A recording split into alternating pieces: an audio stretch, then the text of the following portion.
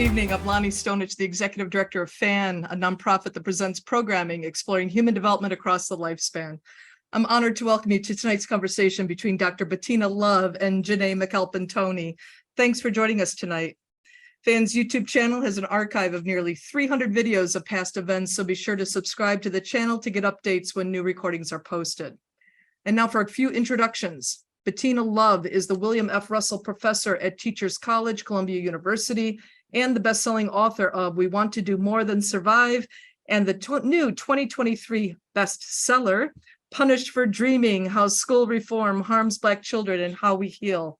In 2022, the Kennedy Center named Dr. L one of the next 50 leaders making the world more inspired, inclusive, and compassionate. Janae McAlpin-Toney is a mother of two, educator, coach, and facilitator dedicated to fostering relationships among people of different races, socioeconomic status, and sexuality. Ms. McAlpin-Toney is the Director of Equity for Evanston Township High School. And now let's welcome Dr. Bettina L and Janae McAlpin-Toney. Thank you all so much for joining us in this conversation. Dr. L, thank you so much for being here. Start off, I love you. You are amazing, and you are inspiring so many Black girls like me through your lived experiences, your hard work and education. Thank you so much from all of us. Thank you so much for paving the way and giving us such a great example. I'm going to receive that, and I'm going to say thank you, but I also believe that we are all we got and we are all we need. So we're in this together. I know that's right. But thank you so much for that. I really appreciate it. Absolutely. And I would be remiss if I did not give you a hello from the teachers and staff at Evanston Township High School who have been sending me messages to say hello to you. And what's going on, y'all? Guapalops of love from Evanston. Well, good to see everybody, Evanston. Punished for Dreaming. First of all, amazing. Amazing. I am a doctoral student at DePaul University. Oh, come on. Come on. You know, I'm trying to get like you, girl. Dr. Toney, let's do it. And one of my focuses is on whiteness and how it has pretty much destroyed education for Black students and just for students in general. And in your book, you talk a lot about whiteness, and even bigger than that, you talk about white rage. So can you give us a little bit of a background about whiteness and then talk to us a little bit about white rage that you highlighted in your book? Yeah, you know, when I think about why I wrote the book, it had a lot to do with what I saw as a kid. The schools that I went to, the teachers that I interacted with. And I grew up in a very loving, strong, thoughtful Black community, and it was all Black in upstate New York. It was Black on Black teachers, Black community leaders, Black mayors, like it was just a Black community. And I really loved the way I grew up. And I never thought about whiteness. I never thought about white people. We didn't really have white people in our neighborhood. And so growing up, I started to learn about what racism was and how racism felt. And I go off to college, and that's the first time I really understand that there's difference in this world. And I started to understand that whiteness isn't about people's skin color necessarily. It's about a structure and a system that allows them to have privileges that other people don't have, allows them that structures and systems that they have advantages that other people don't have, like me. And so whiteness is not about somebody's per se skin color. It's about a structure and system that proliferates harm and anti-Blackness on Black people's bodies and privileges other people. And so when you look at all types of structures in our society, you know, this book is about education, but we can talk about the medical field, the banking field, We can talk about racial capitalism. Like we can go on. And each and every field, you will see that structurally, policies, reforms, rules have been put in place to privilege a group of people and to discriminate and deny a group of people. And that is whiteness. And I use Carol Anderson's work, her book, White Rage, which I think everybody should read. I think it's one of the most critical books that's really ever been written on race. Because what she does is she says, listen, white rage oftentimes is when we think about the violence of whiteness. And so it's the Ku Klux Klan burning a cross on your yard. It is, we see school integration pictures and them yelling racial epithets and nasty things at Black children. Come to present day, and it is Ahmaud Arbery, Breonna Taylor, Sandra Bland. And yes, that is white rage. But what Carol Anderson says is that in addition to that white rage, it's also the way in which people are able to legislate racism. So it's not just the violence, it's that you can make your racism policy, reforms, book bans, and that is the white rage. And so the first chapter starts out with using Carol Anderson's work to really go into how white rage shows up in education. And so I thought it was critical to use her work because she makes it very clear about how white rage functions in politics, how it functions in our reform efforts. And when you can say, I don't like these people, that's okay. But when you can create a policy that can enforce that you don't like these people, that is what she would call white rage. Absolutely. And also, just going a little bit further into that, you talked about the psychological damage that happens with people of color, especially Black folks who have to deal with this whiteness every day, all day. Can you talk to that a little bit? Yeah. I mean, if you look at what's happening to Black women right now, look what's happening to Black women's bodies. There's research that says that there's weathering that is happening to Black women's bodies, meaning that Black women are enduring anti-Blackness, are enduring racism, enduring discrimination in our jobs, in the way we have to fight for our children at schools, in the way we have to fight in the medical profession to be seen as human, to get actual treatment, like all those things that you have to fight on a daily, we actually know now is changing Black women's bodies, what researchers call weathering. And so we're starting to see Black women hit menopause earlier than ever before. Much research would say that 80% of Black women having fibroids has a lot to do with racism and anti-Blackness. And so even as we celebrate amazing Black women who fight and amazing Black women who make this world better, not just for Black folks, really for all people. Like when Black folks fight, everybody wins. When Black folks protest, everybody wins. But at what cost is it happening to Black women's bodies? And I'm sure, I don't study Black men's bodies, but I'm sure if you look at Black men's bodies with high blood pressure, stroke, heart attack, those type of things, we are now seeing a profound and direct link to racism, anti-Blackness, changing who you are physiologically. And it's changing our bodies. And I think we have to, so when we talk about like self-care, Dr. Edwards in Philadelphia just the other day, she said something I never heard before. I thought it was really dope what she said. She said, too often when you talk about self-care, you're really talking about maintenance. You're not talking about self-care. So, going to get your feet done, going to get your hair done, going to get cute. That's really not self-care. That's just maintenance so you don't look a mess. That's not self-care, right? Self-care is actually therapy. It's actually indigenous healing practices. If you're going to do that, it's actually, understanding who you are physically, spiritually, mentally. It's actually, dealing with trauma, is dealing with generational trauma. It's Absolutely. healing in that way. That's actually self-care. And I think if we know that Black women's bodies are changing because of fighting racism, if we know that Black men and men of color bodies and Black women and women of color bodies are changing in ways that are unhealthy because of racism and anti-Blackness, and we know that the structure is going to be the structure, then we're going to have to take better care of ourselves, and not just this idea of maintenance, but really try to be healthy and try to heal and try to do and understand how this harm lives in us.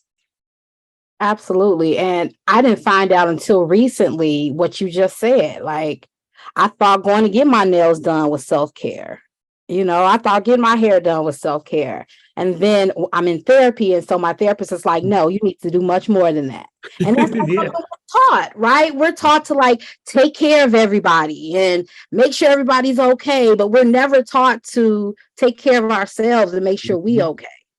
Yeah. And Black women, historically have been, we got to be strong. We got to be stronger than everybody. We got to bear everybody's burden. Strong. Right. And I say in the book over and over again that Black people deserve ease. Absolutely. We deserve grace. Right. And if we can't live in a world where Black people, particularly Black women, are going to get grace and are going to get ease, then this world is not sustainable for us, because we're not put here to fight. That's not why the Creator put us here. Now, we got to do it because that's what we got to do. But we're not here to just fight racism. Like, we're here to have a good time. We're here to watch Beyonce. Like, that's what we're here to do. That's right. Right. The Renaissance tour. I went twice. And I'm itching to go back. I'm like, it was wonderful. Right. I'm like, you don't really have the funds to see her 3 times? What is wrong with you? But I'm itching to go back. But again, it's not a pan on Beyonce, but I do think that there's some type of joy there that people are yearning for and searching for, and she is bringing out. And that's what we need more of. We need to be searching and looking for that joy, that release, because it has, racism is not only just about the policies and the structures, but it also is going to play on you psychologically and physically and mentally and spiritually. For sure. So you brought up I had never heard this term before, the educational survival complex. I was like, oh, okay. When I was reading this book, I felt like I was getting all the tea. Right? I appreciate that. I've got 2 master's degrees. I've been in a doctoral program, and most of the stuff you talked about in terms of legislation and how all these things, I didn't even think about the DARE. Like, I had DARE when I was like, all these things that you brought up, I didn't even think about them in those contexts. So just for the record, anybody that is studying education really needs to read this book, because we really need to know the foundation and the legislation that we're like up against, and that we've been up against for years, since the education system has been created. Yeah. So please, y'all read this book. It's wonderful. Thank you for that. I appreciate that. Yeah, of course. So can you tell us a little bit about like what the educational survival complex is? And then you kind of went into our own government's domestic war in that same kind of lens. So can you tell us a little bit about that? Yeah, so my second book was We Want to Do More Than Survive. And in that book, I was talking about abolition. There you go. There it is. Thank you. And I was talking about the ideas of abolition. And I want to be very clear. There's folks who write about abolition: Dave Stovall, Erica Miner, Dylan Rodriguez, Miriam Kaba. These are amazing folks who write about abolition. And one thing they say is that, we have to be deeply invested in destroying the PIC, the prison industrial complex, right? That's center to what we are trying to do, because we know that if we can destroy and we can take down and we can abolish the PIC, that would mean that we've had a shift in our country. Right. That means that our country is thinking about grace, thinking about giving people actually 3rd, 4th, 5th chances, because we're human. that our countries actually want to see children as children, and that we're thinking deeply about harm and how structures and systems are harmful and oftentimes create what we would call crime, right? And crime being a social construct. So I'm playing with the idea of the PIC, the prison industrial complex, to really think about the educational survival complex. And the idea is that for the prison industrial complex is that there isn't just prisons. There are all of these entities that benefit and profit from prisons. So from the phone company to the officers who work at the prisons, from the construction companies who build the prisons, from the food that has to come into the prison, from the senators and politicians who lobby for more prisons, from the real estate developers. That's why we call it the prison industrial complex, because everybody is benefiting from locking Black folks and folks of color up. Now, if you take that idea of the prison industrial complex and you think about education, the same players are playing. Mm-hmm. The same food company, Sedesco, that's putting the food in the prisons, is also putting the food in the schools.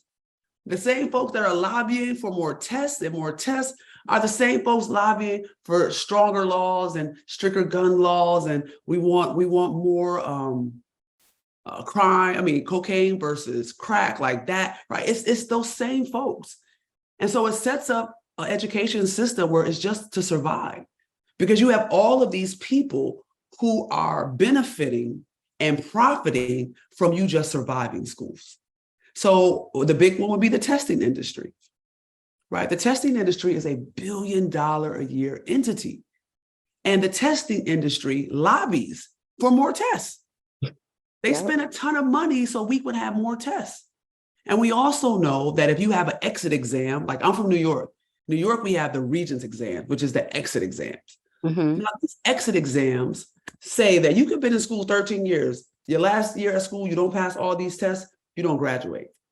Now, we know that exit exams increases incarcerality by 13 to 14%. So here I am caught up in this complex. Right. Standardized testing. We can look at how students are pushed out through suspensions and expulsions, how students are pushed out through testing and dress codes and being tardy and police in schools, all of this pushing me to the prison industrial complex, all of this pushing me in this way. And so that's where I was, trying to make that comparison and make it similar between the prison industrial complex and the educational survival complex, meaning that they're working in tandem. The prison industrial complex, people talk about a school to prison pipeline. There is no school to prison pipeline. You in it. You already in it. And so we're just trying to survive this thing in education. Absolutely. One of the things that we always hear about is the achievement gap, and then people turn it into the opportunity gap. And we just keep changing the words to talk about the same phenomenon. And you address this so well in your book. Can you talk about that a little bit? Yeah, I want us to understand that words mean things. And there's not a gap, there's harm there. And so we could take school funding, for instance. Okay. The way we fund schools in this country are historically perpetually going to leave low-income students underfunded, right? If you're going to use property taxes as a way, you're always going to be underfunded. Absolutely. And then we say it's a gap. It's not really a gap. You have set up a structure to ensure that I don't have the resources that I need. Mm-hmm. Right? When you have a gap, that kind of implies that we're just missing each other. Like, it's a gap, and we gotta shore up this gap. Right. But if the structure is fundamentally ensuring that so-called gap stays structurally, and it can never be at all decrease, then that's not really a gap. That's structural racism. Absolutely. And so we have to be able to call and name it what it is. And so in the book, I try to use language that really articulates what I see as not only just a problem, but how we use language that doesn't really get at the fullness of the problem. Mm-hmm. So like, I just don't like the word gap because I think it implies that we're just missing each other. Right. We're just falling a little bit short. No, that's not what's happening. It is structural, it is systemic, and it is built on race. There is no gap. It's racism. It's anti-Black. And it's doing exactly what it was designed to do. That's right. So you tell so many great stories about about different individuals in the book. Like I felt like that first one about Zook, I was like, oh my, I want to know Zook. Like how Zook doing? Then I saw at the end you told us a little bit about how Zook was doing and stuff. So I felt okay.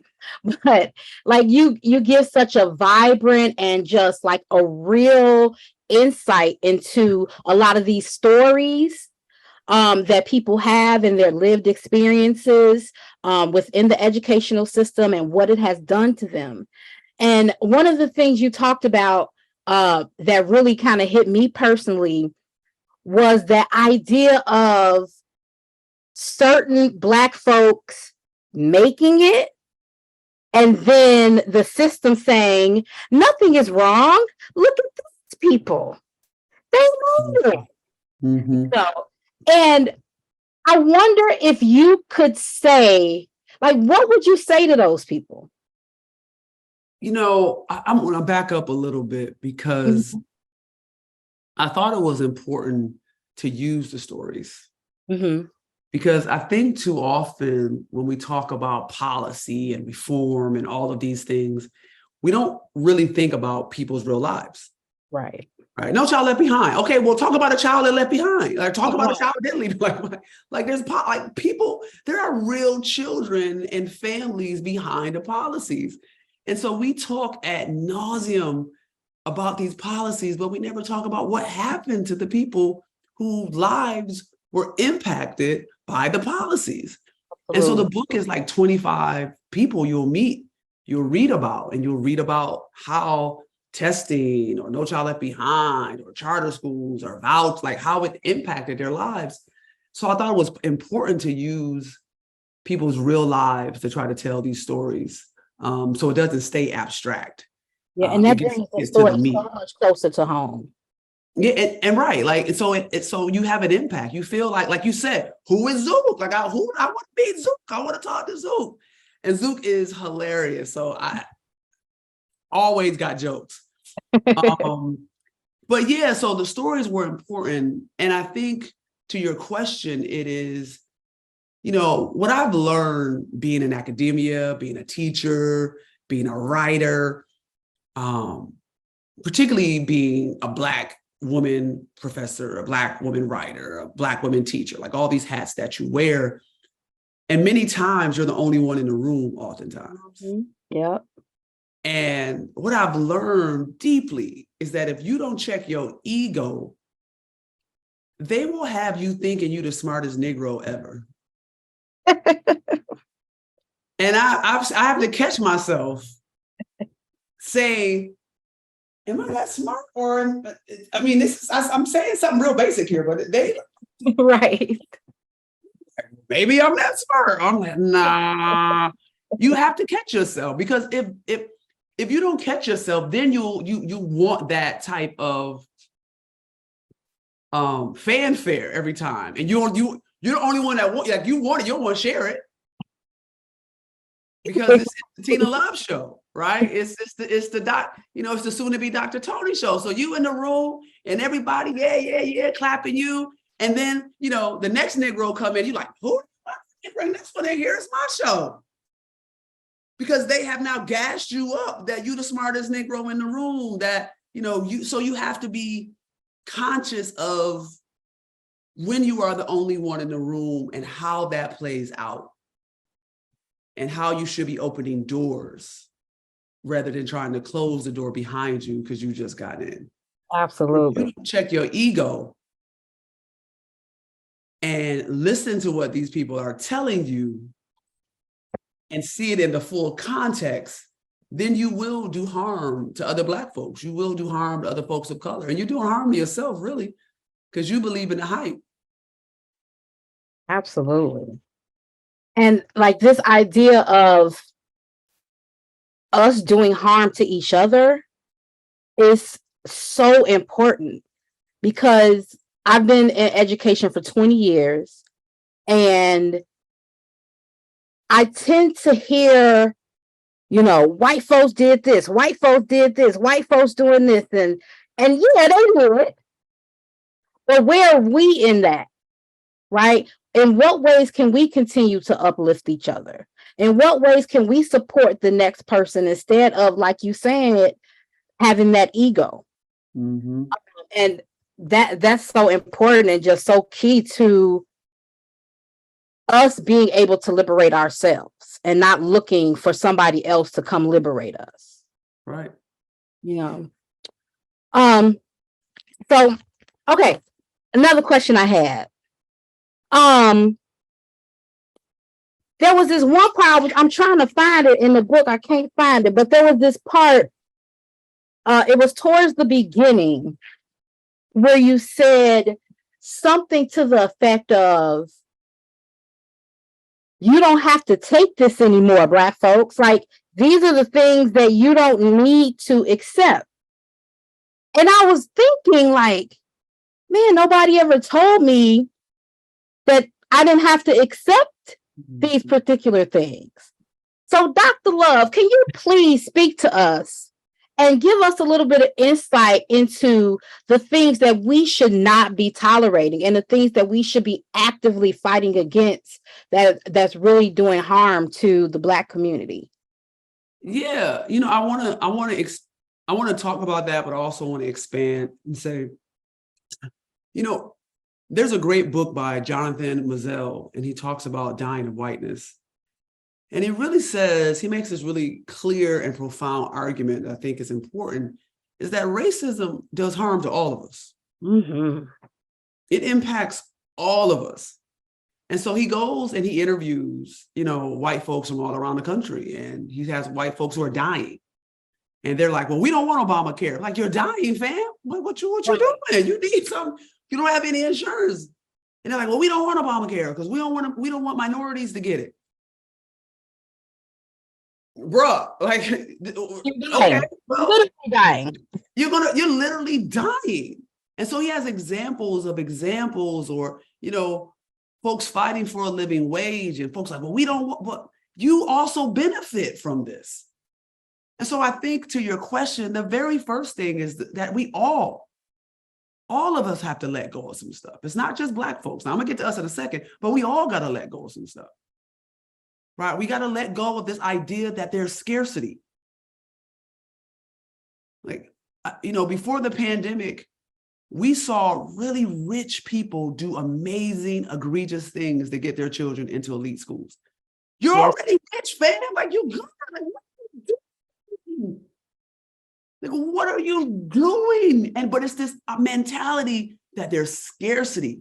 Mm-hmm. Resource hoarding. Resource hoarding, right? And so that's the first, there's enough. There's over 3,000 colleges in this country, right? Only 25 to 30% of individuals go to college. You're good. Your child is good. They don't get one. Right, you're good. And the one thing, now I'll jump back to Black folks.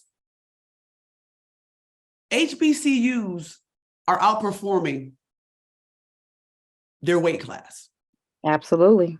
There's about 103 HBCUs. And then if we want to get serious and be elitist and do all that stuff that HBCU folks do, there's like 25 that are kicking butt.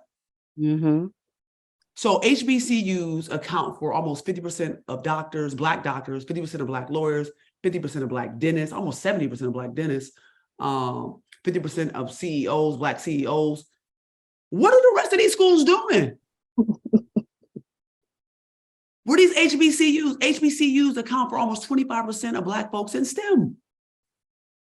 They're only 3% of colleges, but they are accounting for 50 to 70% of these fields. What are we doing? So when we say, you know, what we need to let go of, you need to let go of sending your kids to these elite universities and looking at their actual records of what it means and retention rates at these universities. We have to be lifting up our own structures, our own schools. You know, it's egregious what some Black folks say about HBCUs. Like, what? What?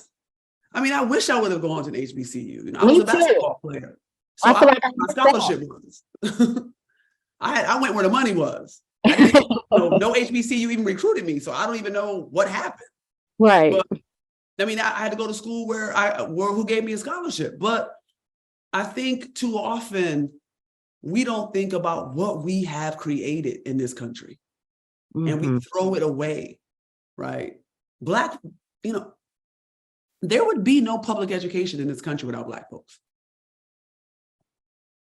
The very idea of public education is the Negro idea. Du Bois says this in Reconstruction, like page 636. It's buried in there. But he talks about how, particularly in the South, the very idea of educating all children was the Negro idea.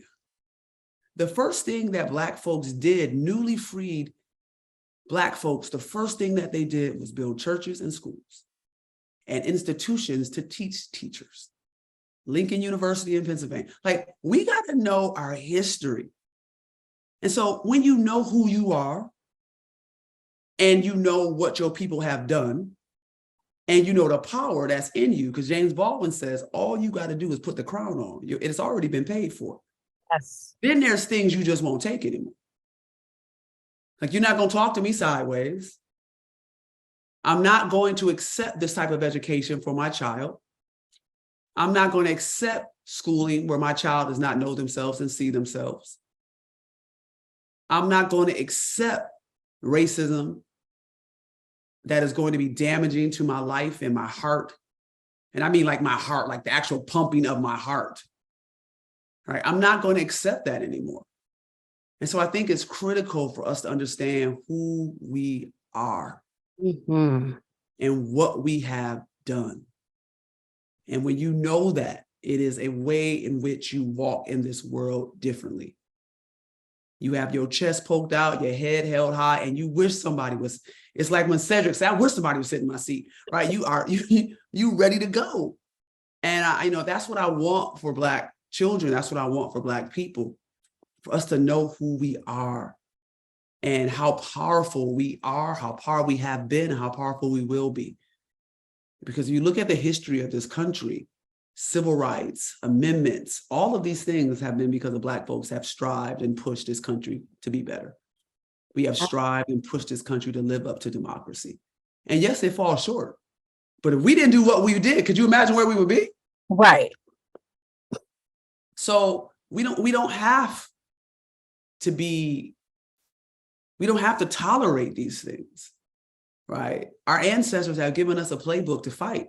Now we're going to remix the playbook a little bit. We're going to add a little bit to it, but we have a playbook to fight. We know what it means to organize. We know what it means to have Saturday schools and Sunday schools. We know what it means to have political study and political education, right? The civil rights movement was about political education. Dr. King gave amazing speeches, but who was on the ground organizing? Black women. Yep. Who gave Dr. King the playbook? Baynard Rustin, Black gay man. So I'm excited about our possibilities and what the future holds for us. But when we know who we are strong. Absolutely. Snaps to that. Absolutely. So I remember being in undergrad, wanting to be a teacher, really excited about, changing the world. Come on. And my mother was I come from a family of educators. Okay. So when I would hear about these alternate ways of becoming certified, things like Teach for America and stuff like that, I would immediately be like, ugh, because I felt like it belittled a profession that I just think is so important, and I'm just so in love with the teaching profession and how much it does for our society and how much it can do for our society. And then we have these programs like Teach for America and other programs that you talk about. Teach for America a nice amount in your book. I wonder what you would say to 21-year-old me coming out of college, being so angry about Teach for America. I when I teach undergrads, I use Teach for America as a way to get them upset too. Like, how much you've been here for 4 years? Look, I mean, I kind of like use it as the boogeyman too, because I want to get them fired up about this profession.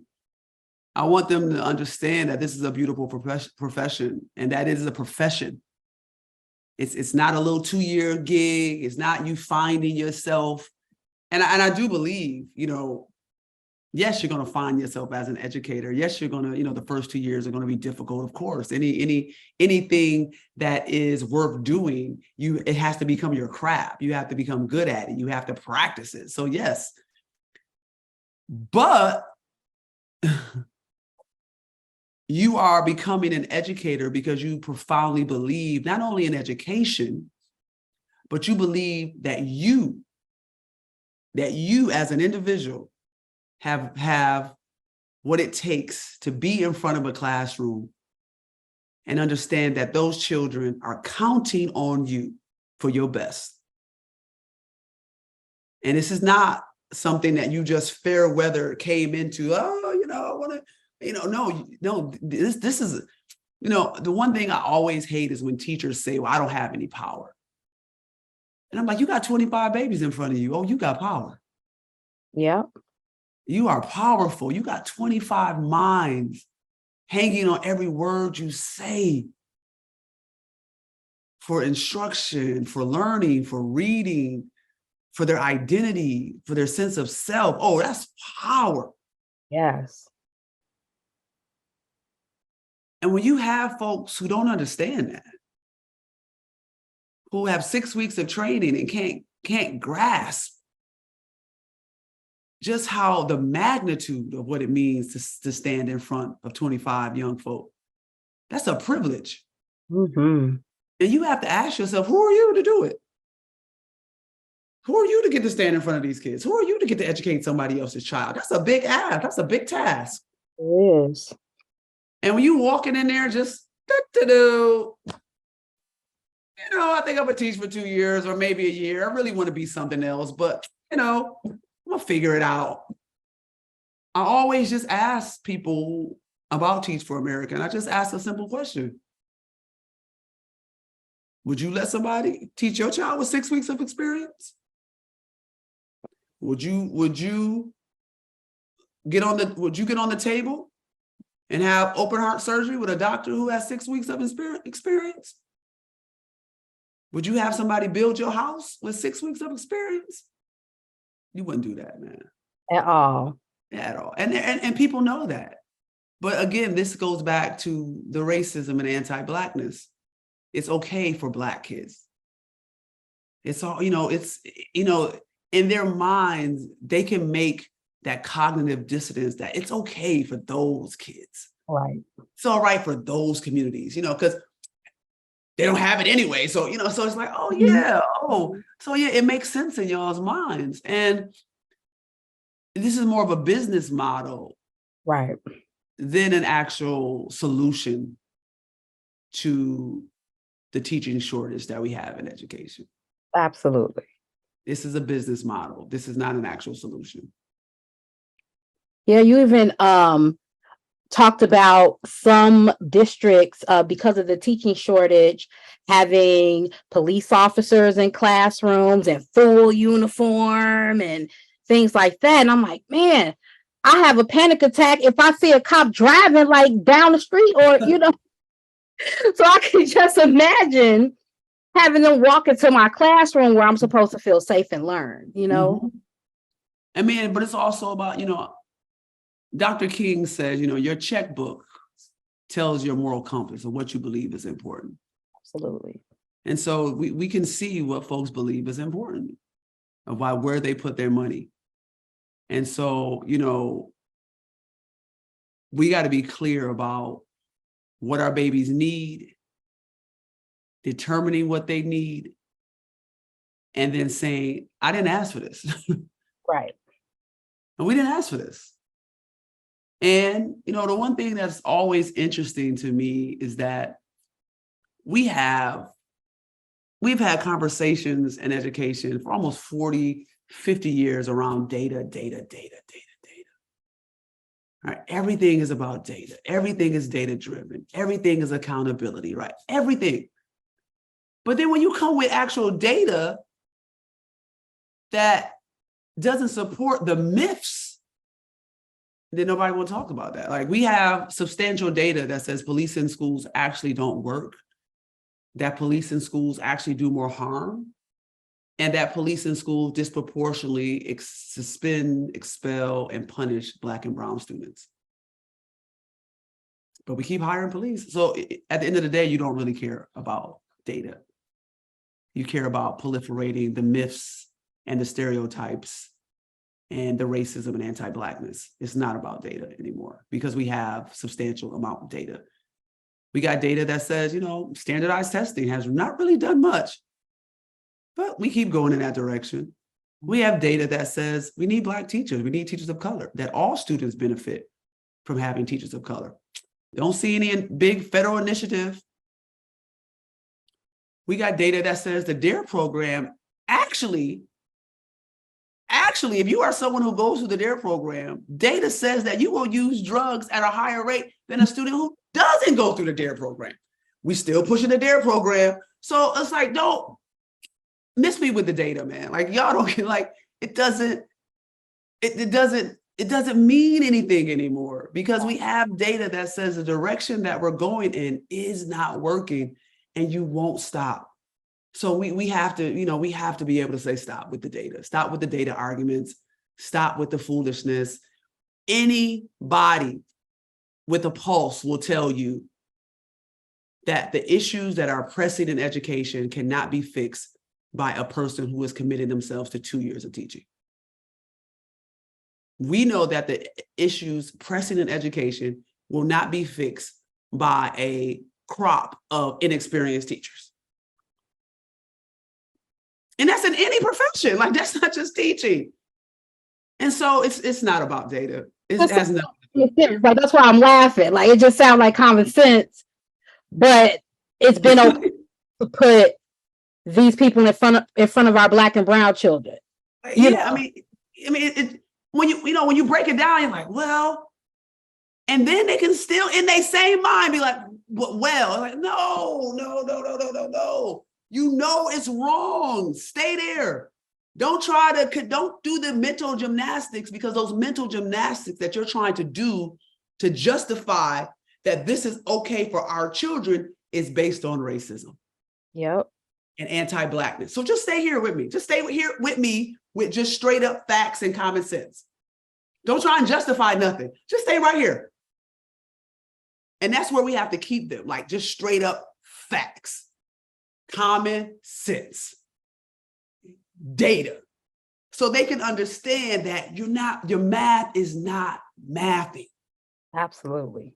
But again, when we rely on stereotypes and anti-racism and anti-Blackness, these type of solutions seem like good ideas. Right.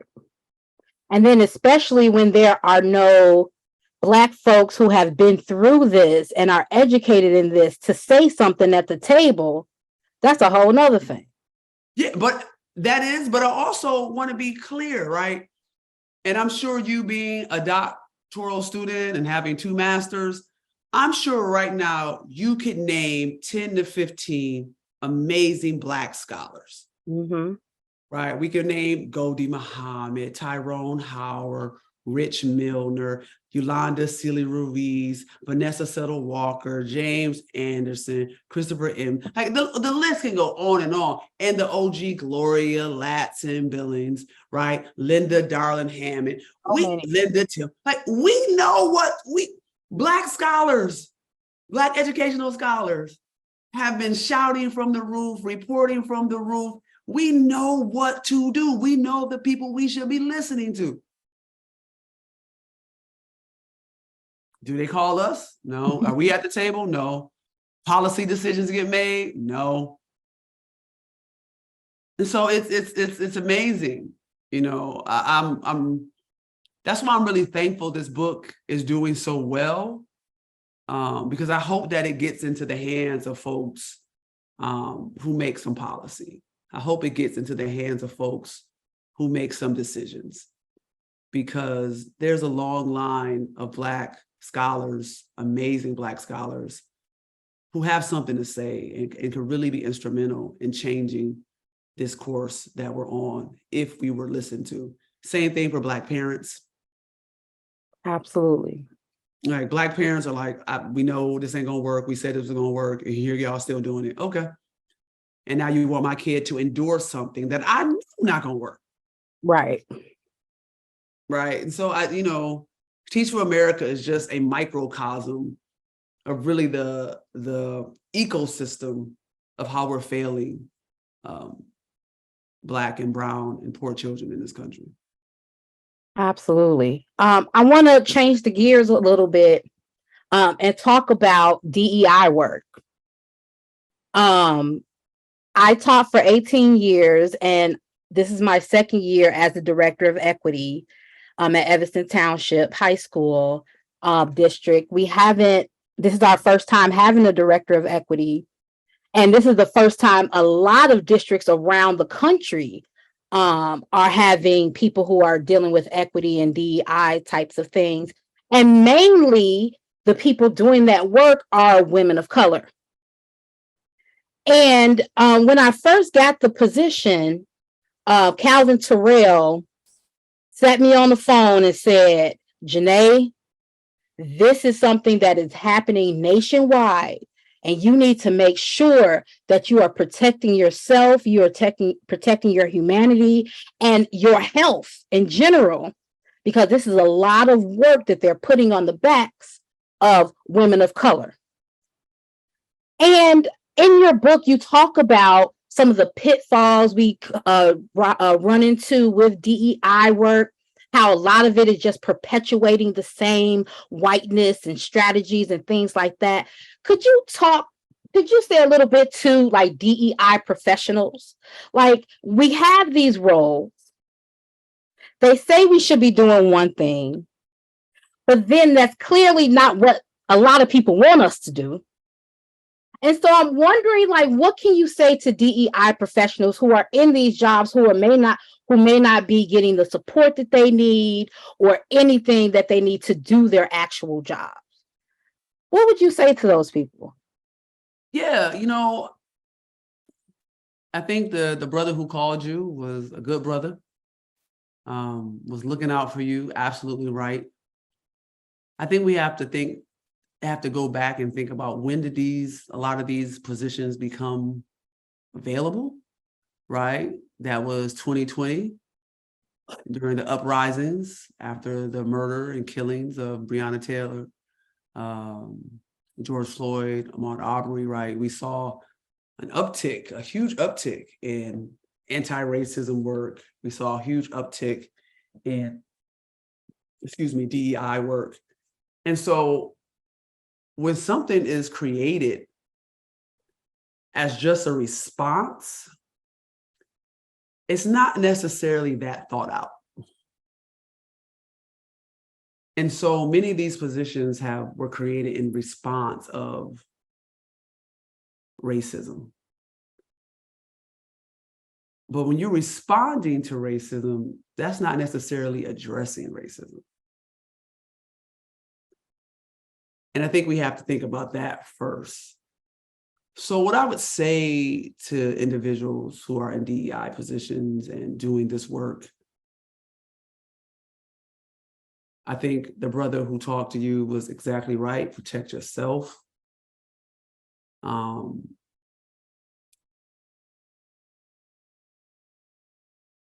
Think about deeply about what you can and have the capacity to do and what you just can't do, and be real with yourself about that. And I also think, you know, when you're a DEI professional, yes, you are beholden to the district and the folks who hire you, okay, but you're also part of the community. And so when you walk in that room, probably as the only person of color, or you're responsible for DEI, when you speak, who's speaking? Mm. Is it you or is it the community? Oh, And that's important because we have these roles for, I don't know if it's going to be a long time. look, okay. So while they're here, Mm-hmm. as much as we can, the community needs to be behind you. Because to be honest with you, the community probably was important to getting you that position. Absolutely. So are you walking in that room as just yourself? Or are you walking in that room with the thoughts, the heart, the mindset, the goals, the mission of what the community is asking you to drive? What are they asking you to say in these meetings? What do they want in these meetings? What is actually their goal? Because at least you can be able to say, when it's all said and done, that I went in there every meeting, my directions, my goal was at least to address what the community wanted me to address. Now, if you did it, if you were able to accomplish it, that, you know, that's a whole nother layer, right? I'm not saying this is what the community want. You go in there and you get it. If that was that easy, we wouldn't be here. Exactly. But what I'm saying is that, in the first place. right. But what I'm saying is that at least you know that your intentions were coming from the people who put you there. That your fight was coming from the people who put you there. And at least know that when it's all said and done. Absolutely. Thank you. And this went by so fast. I got so many questions that I didn't get to. But one question I really want to make sure I ask you is about the role of Black joy in education. I was a history teacher, and in so much of the history that people teach in class, yeah, they may include Black people and they may include Black stories, but they're all sad and depressing and just not uplifting at all, you know. And so we start to look at history as this negative thing, right? That all these things have been done to us, and not talking about what we've done in response, and the Black joy that we continue to show and shine through no matter what we go through. So can you talk a little bit about the role of Black joy in education? Yeah, you know, this is the work of, you know, Gholdy Muhammad, is someone that has really talked about joy and making sure joy is in education. You know, the book is called Punished for Dreaming, right? And I'm trying to argue and articulate over and over again how Black folks and students of color and Black children have been punished. And when you have been punished over and over again, generationally, school is not a place that there's joy. And I think we have gotten to a point where we believe that school shouldn't be a place of joy. You know, don't smile at the kids. Oh, well, all right, don't smile at me. Okay, well, like, that's wild to say, don't smile at kids. Not until Thanksgiving. Right, like, these are like, I mean, just to think, like, these are children. Children deserve to learn in a joyful space. Children deserve to laugh and to be silly. They're children. And the fact that we have moved away from that says so much about us, not the children. Absolutely. That says so much about us. Because there's no way in the world that we should be looking at an 8-year-old and not wanting them to have joy and laugh and love and smile and giggle. Like we have decided that for Black children, and really all children, because a lot of schools, white schools, are very just rigid. It's the very idea that, you should come in knowing how to write your name. You should come in knowing how to read. You should come in, well, what we doing? If you got to come in, if you already ready, why you here? Right? You should come in, take standardized test after standardized test. This doesn't make any sense, man. Bring the joy back into schools. Monique Moore says it best. She says that, for schools to be spaces of learning, schools need to be spaces of healing. Mm-hmm. So joy means that I'm healing. And so we have to put joy into schools. And I understand that doesn't mean that every day is a joy day. Right. But if you're walking into a place every day where there's no joy, you can't learn. Amen. Amen. Wow, what a powerful, powerful conversation. I know, Janae, I know you feel like you just scratched the surface and it's 8 o'clock and you're like, where did it go? Just so much learning, so much power. Thank you so much, Janae, for your preparation and for bringing your whole self here. Dr. Love, just what an honor and a pleasure to host you. We wish you the absolute best on your book tour as you may be winding down a little bit now. I'm so glad in the green room you were talking about the long lines and busloads of teachers coming to hear from you. I'm glad, of course, that you allowed for us to record this. We can push it out on our YouTube channel. People will have an opportunity to learn and learn again, because obviously it seems like learning once isn't ever enough, is it? You need to learn it a few times, it seems like. We're at 7:58. I want to thank everyone for coming. We've been putting in links here to buy a copy. Let's keep that book on the bestseller list. We are giving away some books as well. We're going to do a random drawing once we take a look at the attendance list tomorrow morning.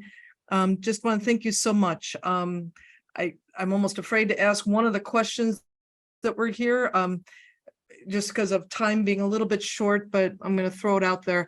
Samantha was asking, how do you recommend educators of color doing this work prevent burnout while maintaining their commitment to creating positive change within the education system for marginalized communities? So we'll finish off with that question. Therapy. It is key. Say it again. I said that is key. Therapy, and maybe not traditional therapy or indigenous practices, but the harm that we're watching happen to our students, we're going to process that harm. It's not just isolated, like you're in it, right? Your secondhand trauma, it's all of this stuff. And so you have to process it, you have to deal with it, you have to try to heal with it. And that doesn't mean you don't fight, that doesn't mean you don't stand up, but you do have to understand it's going to play on your body. Mm-hmm. It's going to play out on your body. And so the best you can do to stay is to deal with it, talk about it, have support for it. So you understand that this is real. Thank you so much. Again, everyone, thank you for tuning in tonight. You'll be getting the recording in probably about 24 hours or so. We hope to welcome you at Ross Gay at Evanston Township High School next Tuesday night. What a beautiful program that will be as well. Thanks for joining. Thanks for engaging with our program. And Dr. Love, we hope to welcome you perhaps in person at some point in the future. We'd love to see you. Thank you, everyone. Thanks for tonight. Thank you so much, everyone. Good night.